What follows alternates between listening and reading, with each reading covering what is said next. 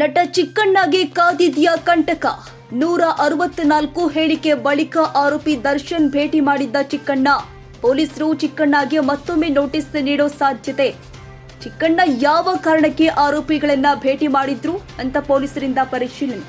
ಈ ಕೊಲೆ ಪ್ರಕರಣಕ್ಕೆ ಸಂಬಂಧಪಟ್ಟಂತೆ ಈಗಾಗಲೇ ಈ ಹಿಂದೆ ಹೇಳಿದ ಹಾಗೆ ಬೆಂಗಳೂರು ನಗರ FSLಗೆ ಸಂಬಂಧಿಸಿದಂತೆ ಎಲ್ಲ ವರದಿಗಳು ನಮ್ಮ ಕೈ ಸೇರಿವೆ. ಅದಕ್ಕೆ ಪೂರಕವಾಗಿ ಇನ್ನೂ ಕೆಲವೊಂದು ಮಾಹಿತಿಗಳನ್ನು ನಾವು ಕೇಳಬೇಕಾಗ್ತದೆ ಕ್ವೆರಿ ರೂಪದಲ್ಲಿ. ಅದನ್ನು ಪೊಲೀಸರು ಮಾಡ್ತಾ ಇದ್ದಾರೆ. ಜೊತೆಗೆ ಹೈದರಾಬಾದ್ CFSLಗೆ ಕೆಲವೊಂದು ವಿದ್ಯುನ್ಮಾನ ಸಲಕರಣೆಗಳನ್ನು ಕಳಿಸಲಾಗಿತ್ತು, ಎಲೆಕ್ಟ್ರಾನಿಕ್ ಡಿವೈಸಸ್ಗಳನ್ನು.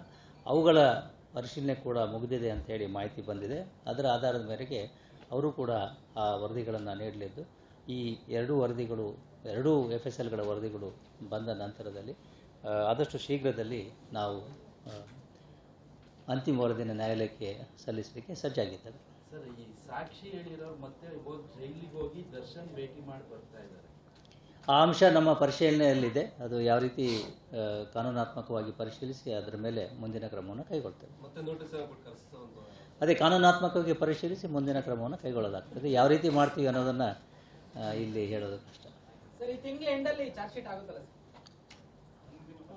90 ದಿವಸಗಳ ಒಳಗಾಗಿ ನಾವು ಚಾರ್ಜ್ ಶೀಟನ್ನು ಮಾಡಬೇಕಾಗ್ತದೆ. ಖಂಡಿತವಾಗಿಯೂ 90 ದಿವಸಗಳ ಒಳಗಾಗಿ ಚಾರ್ಜ್ ಶೀಟನ್ನು ಮಾಡ್ತೇವೆ.